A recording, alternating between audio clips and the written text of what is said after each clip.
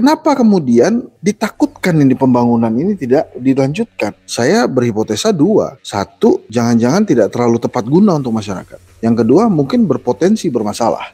Sehingga dia harus pastikan bahwa pembangunan saya harus dilanjutkan. Yang pertama, positif atau negatif kalau demi untuk bangsa dan negara. Yang positifnya ini dia memastikan tidak ada yang mangkrak pembangunan. Apapun resikonya. Negatifnya, pembangunan yang berpotensi masalah pun akhirnya terwujud tuh. Akhirnya jadi tuh. Mau punya masalah utang lah, mau ada jaminan APBN itu terwujud tuh. Saya tuh yakin sekali bahwa Anies Baswedan itu akan masuk dalam kompetisi Pilpres. Karena gimana caranya mengobati rasa penasaran ingin menang kalau Aniesnya nggak ada?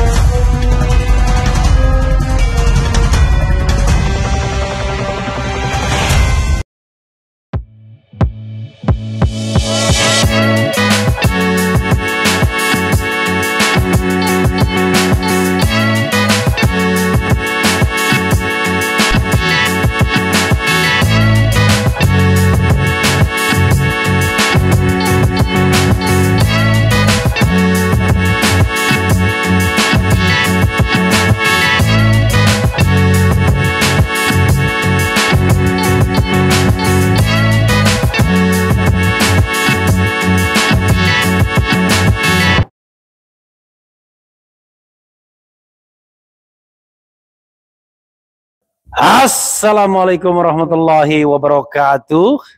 Sobat RH sekalian, jumpa lagi kita di channel yang keren ini. Keren Jaras.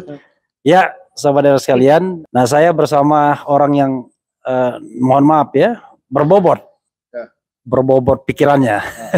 Ngopi dulu. Sama ngopi juga. Berbobot pikirannya ngomong soal cawe-cawe. Cawe-cawe, iya kan? Karena cawe-cawe itu bisa kita pandang dari berbagai perspektif. Ada perspektif hukum, perspektif sosial politik. Nah, ini spesifik keahlian Bung Henry Satrio. Assalamualaikum warahmatullahi wabarakatuh, bro. Waalaikumsalam warahmatullahi wabarakatuh. Kita bicara mengenai cawe-cawe dalam perspektif komunikasi politik. Kita tahu bahwa presiden mengatakan dia akan cawe-cawean beda lagi. Cawe-cawe demi bangsa dan negara. Kita kan selalu melihat komunikasi politik itu dari panggung depan dan panggung belakang. Nggak mungkin dong saya bilang, saya mau cawe-cawe untuk memenangkan jagoan saya, kan nggak mungkin. Walaupun di polling RH Channel dengan 88.000 votings, saya bilang votes saja. Votes. Belum tentu voters, mungkin ada dua gadget ya kan. Tetapi intinya votes ya, dengan voting 88.000, mereka mengatakan cawe-cawe itu maksudnya adalah memenangkan jagoan presiden 94% yang yakin begitu. Hanya 6% yang mengatakan cawe-cawe itu untuk pemilu yang jujur dan adil. Nah, dalam perspektif komunikasi politik, apa tangkapan Bung Henry soal cawe-cawe ini ya? Ya, kalau dari sisi komunikasi tentunya perspektifnya banyak. Tapi karena Bang Refli tadi menambahkan unsur politik, maka saya tuh selalu percaya bahwa setiap kejadian politik itu tidak pernah berdiri sendiri tuh. Jadi artinya kita harus juga melihat kenapa kemudian presiden berkata seperti itu. Ada beberapa hal yang menarik. Yang pertama adalah kejadian sebelumnya yang mengatakan bahwa presiden tidak akan cawe-cawe, dia akan netral, gitu ya. Bahkan sumpah jabatan nih, nanti saya juga akan menanyakan hal itu ke Bang Refli. Sumpah jabatan, dia itu mengatakan bahwa dia berjanji akan seadil-adilnya. Nah, kalau kemudian dia mengatakan ingin cawe-cawe, tidak akan netral, itu melanggar sumpah jabatan presiden atau tidak? Nanti tolong Bang Refli jawab. Nah, kemudian yang kedua, dari sisi sequence pada saat dia menyampaikannya di depan para pemret dan 3 orang konten kreator. Gitu ya. Saya protes karena Refli Harun kok dia nggak diundang sebagai konten kreator yang jauh lebih cadas. Ya itu menurut saya strategi yang smart dari istana untuk tidak mengundang Bang Refli gitu kan, karena kalau tidak nanti kata-kata cawe-cawe justru nggak keluar tuh karena ada Bang Refli kan. Keluar kata-kata cadas. Nah, beliau menyampaikan secara langsung tapi tidak ada yang merekam, jadi semuanya ditulis.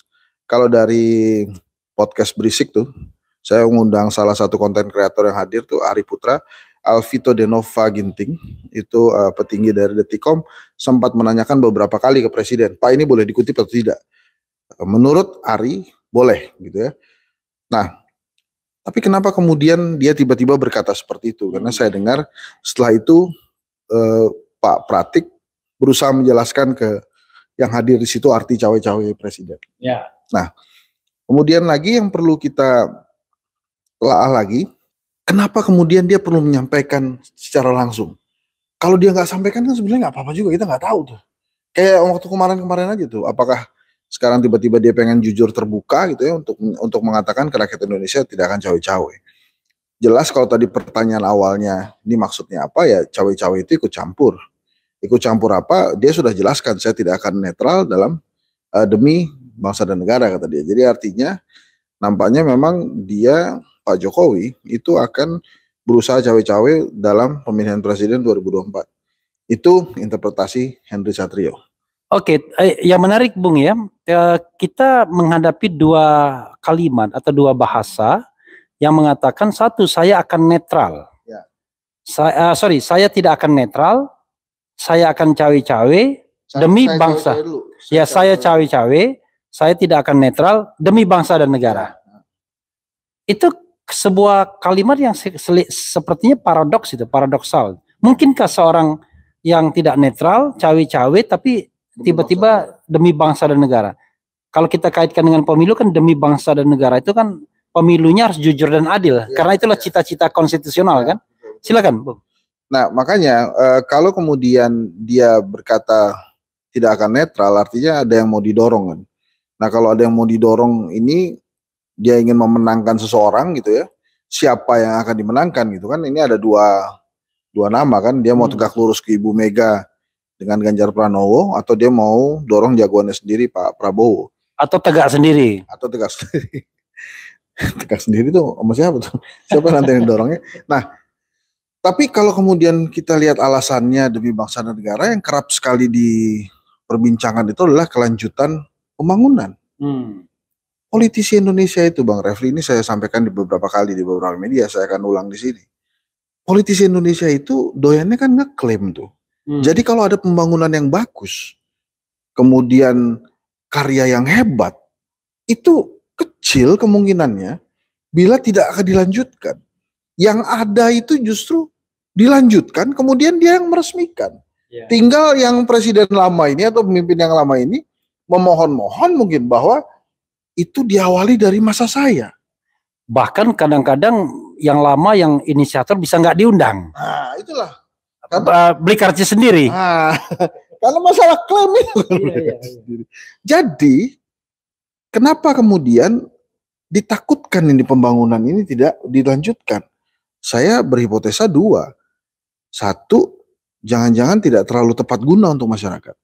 Yang kedua, mungkin berpotensi bermasalah. Sehingga dia harus pastikan bahwa pembangunan saya harus dilanjutkan. Nah ini kan dua hal yang berbeda. Nah kembali ke yang tadi, pertanyaan kenapa kemudian presiden harus menyampaikan itu? Apakah memang sudah direncanakan menyampaikan itu atau tidak? Tapi yang jelas saat ini konstelasi politiknya jadi berubah. Saya klarifikasi, dia menyampaikan itu menjawab pertanyaan audiens, peserta pertemuan, atau dia tiba-tiba keluar sendiri? Ya, saya lost di situ. Nah, enggak. Kalau kata yang hadir di situ, nanti dicek di YouTube-nya Berisik juga tuh. Ari Putra yang kami undang itu mengatakan dia bicara langsung. Saya akan cawe-cawe, saya tidak akan netral. Itu enggak sekali tuh. Beberapa kali disampaikan gitu ya. Dan memang tidak ada yang ngerekam tuh, karena kan biasalah kalau kita di istana kan dikumpulin dulu tuh Bang, handphone tuh. Jadi hanya catatan aja dan kemudian kesaksian para pemret ini gitu kan. Nah sebelum lanjut Bang Refli coba dijawab itu, kalau berdasarkannya kan dicari nih, saya tidak melanggar hukum kok, tidak melanggar undang-undang. Tapi itu melanggar pasal Sumpah Presiden itu nggak? Wah, ini kalau ditanyakan kepada saya, sobat era sekalian sudah paham sikap saya. Karena cawe-cawe itu pasti bukan bahasa seorang presiden. Karena presiden itu primus inter pares, orang nomor 1. Ya. Dia chief eksekutif, ya.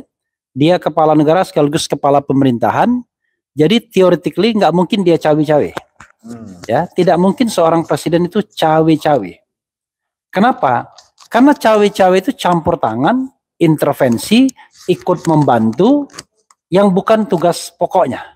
Jadi ada kemungkinan dia melanggar sumpah jabatan itu gimana? Oh iya dong, karena dia kan sebenarnya kepala pemerintahan punya tugas umum untuk menyelenggarakan apapun di Republik ini, tetapi untuk urusan pemilu, saya katakan dia itu ibarat pengelola stadion sepak bola. Oh. Sebagai pengelola stadion sepak bola, dia menyiapkan rumputnya bagus, kursi-kursi penontonnya tidak rusak, stadionnya listriknya jalan, airnya jalan, pumpnya jalan, dan lain sebagainya. Okay. Tapi ketika pertandingan dilaksanakan, ya dia tidak boleh cawe-cawe. Hasil pertandingan ditentukan dari permainan, wasit yang netral, hakim garis yang juga netral. Jadi peserta itu ibarat peserta Pilpres, kemudian wasit itu di lapangan ibarat KPU, hakim garis ibarat Bawaslu. Pertanyaannya adalah bagaimana kalau misalnya nggak netral wasitnya, kan bukan dia yang akan menghukum, ada Komdis, Komisi Disiplin, dalam hal ini DKPP. Jadi dia tidak boleh cawe-cawe. Sebagai pemilik stadion, kewajiban utama dia adalah tugas umum pemerintahan. Mau dipakai mau enggak, stadion itu harus kondusif. Jadi stadion itu seperti bangsa dan negara ini. Saya coba berusaha untuk berpikir positif nih. Iya. Mungkin waktu itu Pak Jokowi memang ingin bahwa demi bangsa dan negara, supaya bangsa dan negara ini lebih bagus ya. Iya. Dan kemudian satu lagi, mungkin dia juga lupa tuh isi sumpah jabatan itu.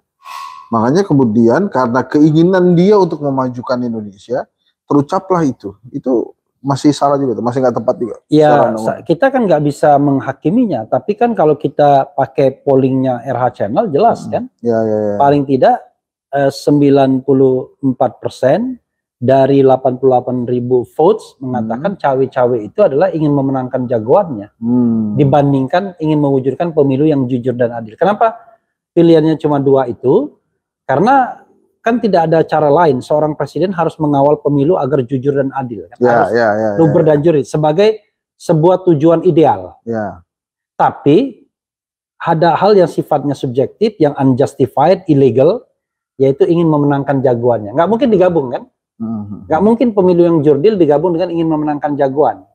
Kalau ingin memenangkan jagoan, pasti potensial dia akan merusak netralitas dan lain sebagainya kan. Berarti minimal tidak akan adil. Kan gitu kan? Oke.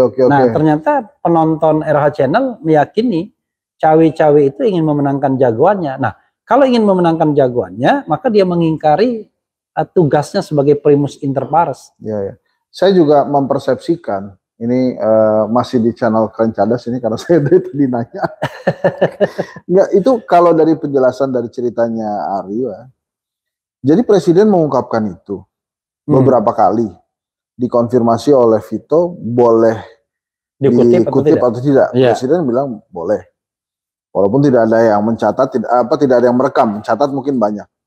Nah, setelah makan, Pak Pratik yang mendampingi presiden itu berusaha menjelaskan bahwa demi bangsa dan negara, ya artinya cawe-cawe, jujur dan adil, ya gitu. Kemudian malam harinya itu Ari itu mengaku bahwa dia menerima WhatsApp penjelasan lagi dari istana, stafnya Pak B. WhatsApp menjelaskan artis Pak B. Pak B kan deputi medianya istana. B Mahmudi kalau nggak salah. Halo Pak B. Pak B ya, Pak B Mahmudi. Nah itu dia dapat WhatsApp lagi tuh katanya, menjelaskan maksud dari Pak Jokowi gitu. Jadi artinya mungkin itu keluar langsung aja tuh. Dari mulut beliau itu. Dan saya kira pernyataan itu disesali jangan-jangan ya. Gitu ya? Ya, kalau karena gini, kalau sebuah statement harus diluruskan oleh staf bawahannya, itu statement bengkok itu pasti. Ya, tapi nggak bisa diralat kecuali dia ralat sendiri, karena yang paling atas kan udah Pak Jokowi presiden. Makanya biasanya dalam komunikasi kan biasanya disuruh jubir yang ngomong kan. Ya. Jubir supaya salah, kalau salah ada yang betulin. Iya. Kalau ini nggak, dia langsung. Sudah bosnya langsung. Masa dibenerin oleh Mensesnek? Kurang ajar dong Mensesneknya. Iya. Tapi saya belum puas jawaban Bung Henry Satrio tadi. Tadi saya kan tanya, dari segi komunikasi politik, bahasa yang digunakan cawe-cawe itu menurut Anda positif atau negatif? Dua hal, tapi saya biar adil. Positif negatif bagi bangsa ini, dan positif negatif bagi upaya kalau dia memang bertujuan untuk memenangkan calonnya. Itu dua hal itu harus dibedakan. Positif bila memang ini pure untuk melanjutkan pembangunan yang dia lakukan, yang tidak ada potensi masalahnya loh ya. Yeah. Dan kemudian dia ingin memastikan bahwa calon-calon yang memang didorong oleh partai politik ini adalah calon-calon berkualitas, gitu. Negatifnya adalah timbul persepsi dari masyarakat bahwa dia akan menjegal calon-calon yang tidak dia sukai, karena kan berkualitas atau tidak berkualitasnya, karena dari sisi presiden yang mengatakan, maka akan sangat subjektif, tergantung dia tuh penilaiannya. Memang ada calon yang dia tidak sukai? Sangat mungkin kan ada. Ya. Sangat mungkin ada ya pemirsa ya. Itu saya kalau melihat beda tamu tuh, beda tamu. Saya melihat muka Henry Satrio ini tidak bisa tidak saya harus bercanda. Ya, nah gitu. Jadinya itu dari sisi positif negatif tuh tentang pembangunan. Nah, satu lagi tadi apa negatifnya? Kalau tadi kan kita bilang apakah positif dan negatif kalau ini kalau pembangunan diserahkan kepada hal yang bagi bangsa dan negara. Nah, negatifnya itu enggak, maksudnya positif dari cawe-cawe itu positif atau negatif? Ya, paham. Sebentar. Ya. Ini saya ulang nih. Yang pertama, positif atau negatif kalau demi bangsa dan negara. Yang positifnya ini dia memastikan tidak ada yang mangkrak pembangunan. Apapun resikonya. Negatifnya pembangunan yang berpotensi masalah pun akhirnya terwujud tuh. Akhirnya jadi tuh. Mau punya masalah utang lah, mau ada jaminan APBN itu terwujud tuh. Nah, kenapa saya bilang negatif? Karena belum tentu juga dibutuhkan kan oleh rakyat. Gitu. Nah, kalau untuk cawe-cawe ke Pilpres, positifnya dia memastikan semua calon presiden itu berkualitas versi dirinya. Negatifnya berarti dia bisa menjegal calon-calon presiden yang menurut dirinya tidak berkualitas. Kan menurut dirinya tuh. Tapi saya belum puas juga nih, Bung Hendry. Kan Anda sedikit salah mancing-mancing aja nih. Gini, kan Anda kan sebagai pakar komunikasi politik, ya kan? Sebetulnya. Ya kan? Nah, coba deg-degan nih pemirsa. Iya, sebagai pakar komunikasi politik, maka Anda memberikan advice, Pak Presiden, let's say, Pak, kita punya kebutuhan ini yang posisi putihnya. Pak, kita punya kebutuhan bahwa pemilu kita ini harus jujur dan adil, Pak, sesuai dengan konstitusi. Ya. Lalu sebagai advice Anda bilang, kalau begitu Bapak ngomong saya akan cawe-cawe dalam politik.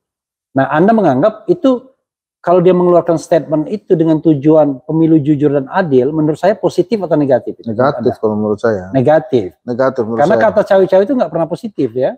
Cawe-cawe itu kan campur tangan, dan dalam hal ini, dalam konteks Pilpres ya, dan dalam konteks sumpah presiden, dia harus adil kan.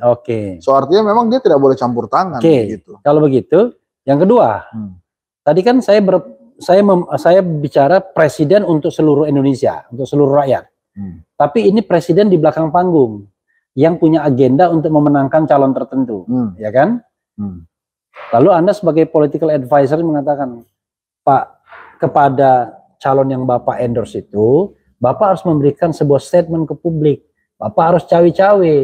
Kalau enggak, pendukung Bapak tidak akan milih, tidak akan tahu, ya kan, bahwa Bapak dukung si X, gitu. Dan dia nanti mengatakan, presidennya juga nggak ngurusin kok, nggak mikir.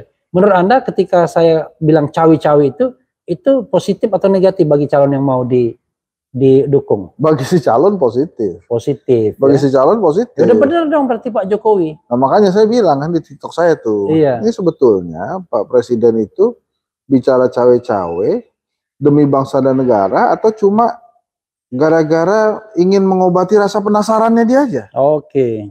Kenapa rasa penasaran? Waktu di Pilgub Jakarta, jagoannya kalah dari Anies Baswedan. Waktu itu dia tidak cawe-cawe dalam arti tidak terbuka. Saya dukung Ahok nih. Nggak terbuka dia. Dan itu ditangkap salah nanti sama anak buahnya kan? Nah iya. Nah sekarang sekalian aja dia penasaran. Udah saya buka sekarang. Saya dukung si X nih. Supaya saya nggak kalah lagi. Gitu. Untuk sementara walaupun masih dua kaki kan? Ya walaupun masih dua kaki, makanya Bang Refli, saya tuh yakin sekali bahwa Anies Baswedan itu akan masuk dalam kompetisi Pilpres. Karena gimana caranya mengobati rasa penasaran ingin menang kalau Aniesnya nggak ada. Oke, jadi dia itu kayak fighter juga gitu ya? Iya. Artinya dia nggak mau menang itu cuma menang menang tanpa pertandingan, menang WU nggak mau ya? Mestinya sih enggak ya. Karena gini. Kecuali dia beranggapan dalam hati masih ngeri-ngeri juga, bisa kalah juga nih jagoan saya. Kalau lawan misalnya gini kan, kalau kita nonton pertandingan final dulu All England, kalau All Indonesian Final itu senang kita, tapi kan nggak enak, pasti pertandingan nggak seru. Iya, kita belain dua-duanya. Iya, kita tapi begitu kita lawannya orang luar, wah, Tiongkok, Malaysia, wah seru tuh kita nonton. Jadi mungkin juga mikir begitu Pak Jokowi ya, atau enggak? Gini ya, saya tuh dua hal aja, kalau memang kemudian dia ingin banget pembangunannya dilanjutkan dan tidak ada intervensi dari pihak-pihak lain, ya sangat mungkin kalau bisa nggak usah ada Anies. Karena kalau ada Anies kan bisa jadi kalah. Kan? Ada risiko ya? Ada risiko. Tapi untuk meningkatkan adrenalin ya, dan kita ngetes juga nih sebetulnya jago berani nggak sih nih?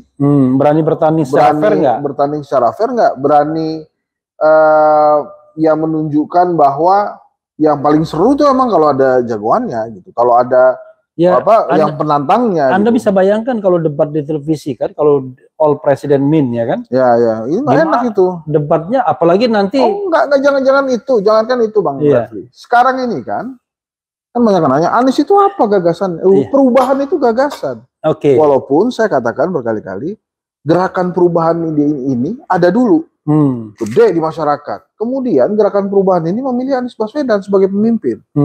Gitu ya. Ini jangan dibolak-balik. Jadi bukan Anies dulu kemudian ada gerakan perubahan perubahan ini ada. Terus ada memilih pemimpinnya. Mas Anies dipilih itu dia. Nah, sekarang gagasannya apa namanya? Itu perubahan itu ada gagasan.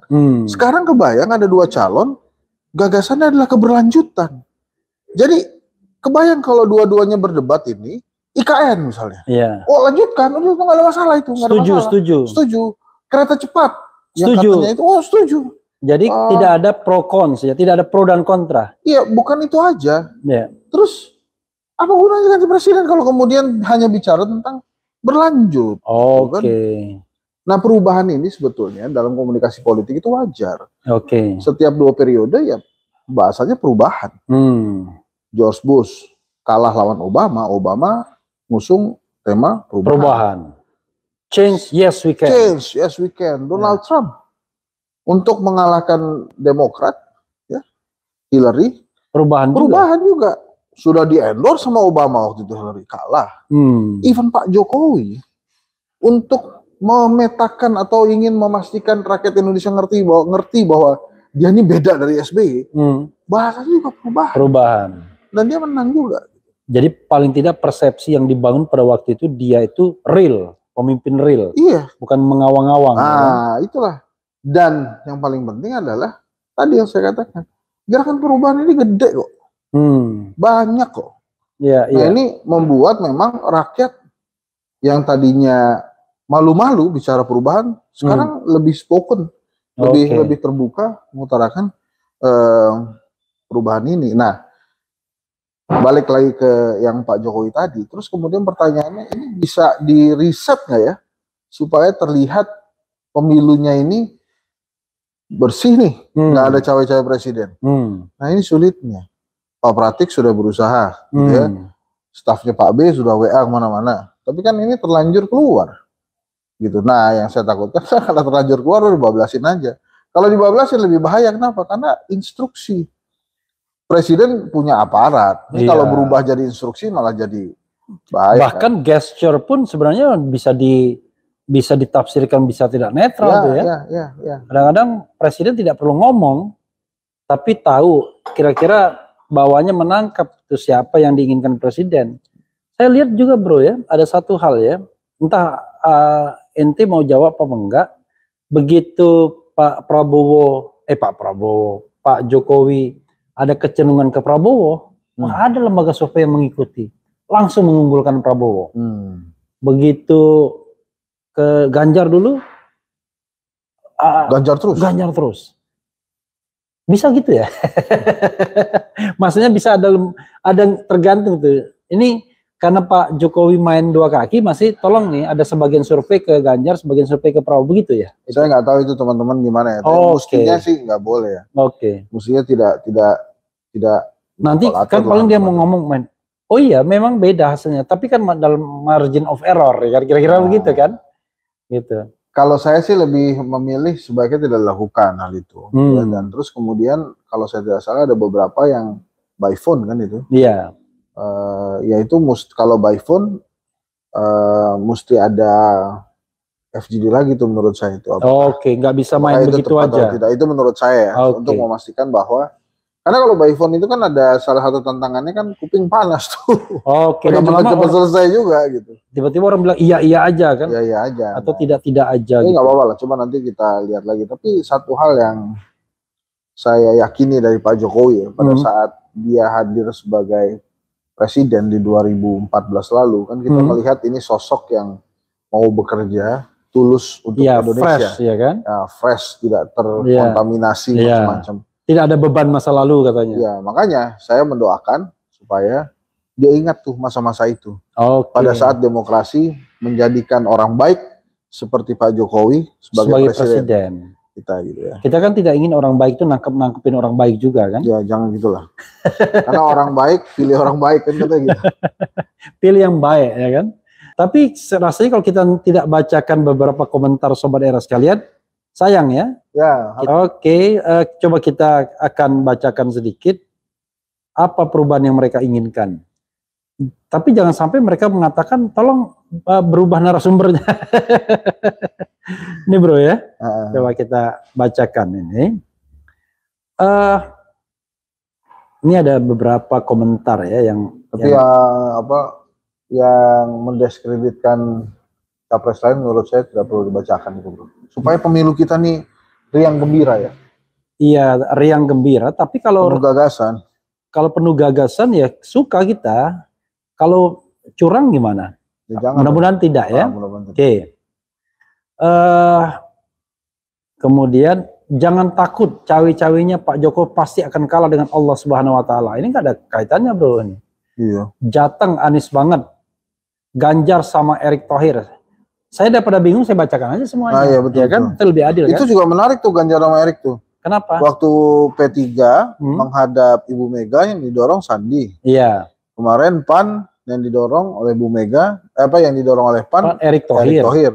Jadi kan Mas Ganjar nih mesti pilih nih antara Sandi dan Erick gitu. Erick Thohir ya. Nah, tapi di saat yang bersamaan Ibu Mega juga kemarin mengklarifikasi atau minimal membela diri bahwa PDI Perjuangan ini bukan partai yang sombong. Oke. Nah, dia harus tuh.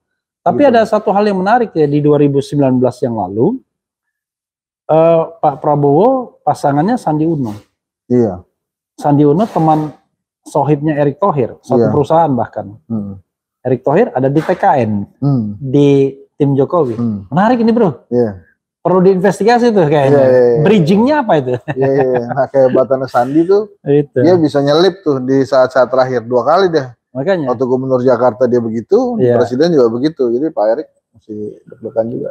Oke, tapi mereka itu sahabat kental. Kental tuh. Gitu. Oke. Ketika seorang presiden masih bisa nyapres, maka ia boleh cuti untuk kampanye dan tidak netral demi memenangkan dirinya. Ya ini kalau incumbent ya. Kalau incumbent wajar, tetapi dia punya keistimewaan pada ketika dia mau mencalonkan diri lagi. Tapi ini kan dia sudah nggak nyalon. Masa masih cawe-cawe juga kan? Iya. Gitu. Cebong versus kadrun, apa lagi nih? Oke, dulu istilah kadrun muncul. Saya lama-lama nggak tega juga mau dari seluruh penjuru tanah air yang mau jadi cawapresnya Anies cuman oke, udahlah. Nah, itu tuh, bro, apa? Ini banyak macam-macam kan, nih ada kasusnya Muldoko. Iya. Terus kemudian ada ya itu macam-macam case-nya. Tapi saya tuh saya memuji Ibu Mega ya. Iya. Ibu Mega tuh punya sense demokrasi menurut saya yang masih sangat baik di Indonesia. Dua hal kenapa saya puji. Yang pertama karena konsistensi Bu Mega di demokrasi. Ini pemilu 2024 bisa terselenggara nanti. Oke. Bayangkan kalau dia setuju dengan idenya Pak Jokowi atau perpanjangan. Idenya kelompok yang ingin penundaan, perpanjangan atau 3 periode. Iya. Itu kan. Dan itu kalau nggak ada PDIP lewat pintu itu. Iya, ya kan? Itu saya ralat ya. Itu bukan idenya Pak Jokowi. Kelompok yang menginginkan ada perpanjangan, ada 3 periode. Itu kalau Bu Mega setuju terjadi. Iya, terjadi. Nah, dia kekeh di sini. Dia demokrasinya luar biasa Ibu Mega itu menjaga demokrasi. Nah, lalu apalagi udah itu dong. Udah. Kalau muji kebanyakan nanti nanti banyak yang bisa dipuji sebenarnya Ibu Mega. Oke. Termasuk ya itu yang paling dia sebagai partai penguasa padahal dia diuntungkan kalau ada perpanjangan harusnya ya. Iya. Karena dia nggak mau tuh. Dia nggak mau dia. Oke. Good ya. Good point. Tapi bro, satu terakhir ya. Sebenarnya Pak Jokowi ini mau kemana sih? Kalau oke lah, Anies sudah pasti dia nggak dukung. Walaupun ada yang berspekulasi jangan-jangan dia dukung Anies lagi di belakang. Tapi oke lah, dia Anies nggak dukung. Tapi dia ini mau dukung siapa? Ganjar atau Prabowo sih, ya kan? Waktu itu Ganjar. Sebelum Ganjar diumumkan 21 April oleh Bu Mega. Iya. Ini kan kesannya Pak Jokowi nggak tahu, jadi itu pilihannya puluhan Ibu Mega kan. Iya. Ini terjadi kalau Bang Refli ingat gara-gara ada pertemuan di PAN pada saat Ibu Mega di Jepang. Oke. Begitu kembali 21 April ini terjadi. Oke. Nah, apakah kemudian Pak Jokowi pilih Prabowo? Ini luar biasa kalau berani beda perahu dengan Ibu Mega, ini luar biasa Pak Jokowi. Oke. Nah, tapi yang ingin saya ingatkan ya, Pak Jokowi kan sekarang presiden. Tentu saja Ganjar dan Prabowo itu patuh manut. Janji macam-macam lah. Oh iya, saya pasti nanti kalau jadi presiden ikut Pak Jokowi. Nah, Pak Jokowi jangan lupa, nanti yang jadi presiden itu ya manusia. Bukan dia. Iya. Bukan dia lagi. Dia akan jadi mantan presiden. Nah, makanya dia akan jadi mantan presiden. Mantan presiden itu kurang lebih sama seperti Refli Harun dan Hensat lah, jadi rakyat. Pokoknya sehebat-hebatnya mantan presiden, gak mungkin lah presiden akan nurut ya kan? Iya. Gitu. Jadi lebih baik menciptakan lapangan permainan yang setara aja. Yang fair aja. Yang fair. Mana tahu Anies jadi presiden berbaik-baik seperti misalnya Mas Gibran sudah ketemu Mas Anies kan. Oke. Terus kemarin kan juga Formula E-nya lancar-lancar aja dan mengharu biru tuh disanjung oleh dunia. Dan hebat ya Pertamina ya. Dulu bilang nggak mau, dia bilang saya nggak mau jadi sponsor. Apa hubungannya brandingnya? Kan nggak pakai pelumas sama BBM itu mobil listrik. Itu depo pelumpang aja banyak yang nyalain Anies. Deponya punya Pertamina, yang meledak deponya, gitu. Wah, lucu-lucu lah. Iya, sahabat sekalian, kalau terus-terus sama Henry Satrio, lama-lama kita menjadi dua pelawak, bukan lagi pengamat. Gitu itu saja, makasih bro ya. Makasih banyak. Ya sekali-sekali lah bro undang saya, katanya ada berisik kan ya? Ya, besok kita undang berisik. Oke. Wassalamualaikum warahmatullahi wabarakatuh. Keren cadas. Keren cadas.